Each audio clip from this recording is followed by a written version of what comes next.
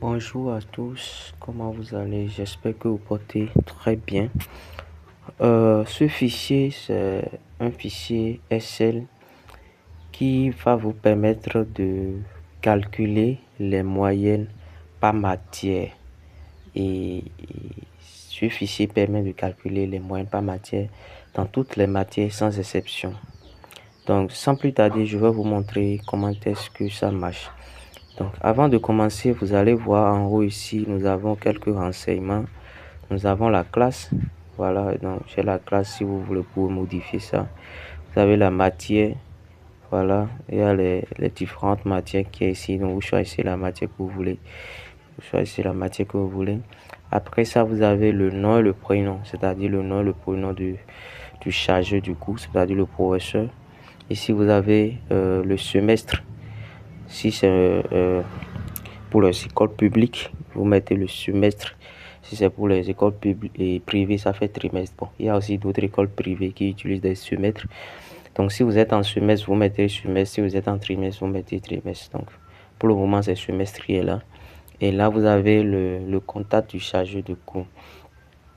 Donc, en dehors de ça, vous avez, d'abord, avant de continuer, vous allez constater que dans le fichier, nous avons deux feuilles. Il y a une feuille nommée premier semestre et il y a une feuille nommée second semestre. Ça, c'est pour ceux qui sont dans le système de semestre. Ok. Donc ici, vous avez d'abord le matricule, le numéro matricule de l'élève. Je suppose que le numéro matricule de l'élève, c'est 125 267. C'est un exemple. Donc le numéro matricule est là. Le nom de l'élève, je suppose que l'élève s'appelle Dossou.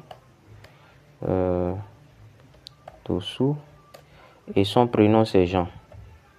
Bon, le Dossou Jean là, excusez-moi. Hein. Dossou Jean, voilà. Vous allez constater que quand vous écrivez le nom, matricule, prénom, ça s'affiche automatiquement sur la deuxième feuille. Donc du coup, si vous remplissez pour le premier semestre, vous n'avez plus besoin de remplir encore pour le deuxième semestre. Donc après ça, les notes d'interrogation, vous renseignez les notes. Je suppose que pour la première interrogation, il a 12. La deuxième interrogation, il a 18.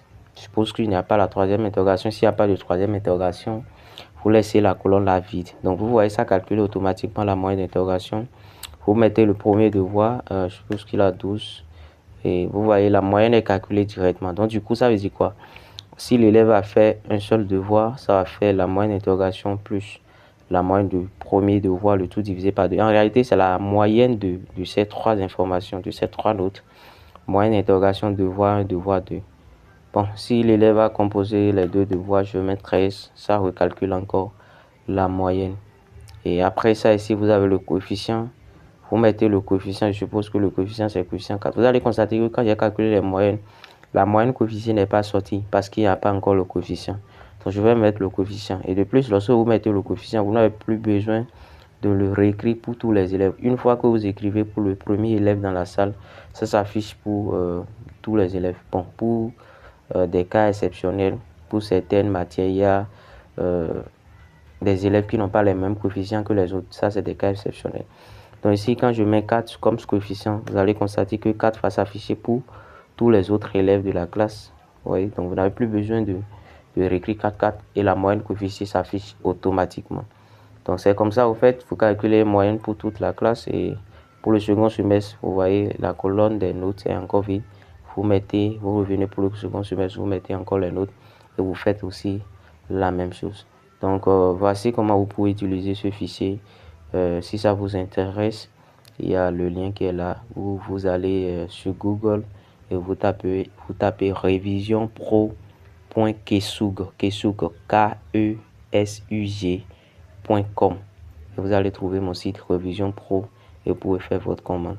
Donc si le fichier vous a été utile, vous pouvez vous abonner à la chaîne et liker. Merci beaucoup et à plus tard.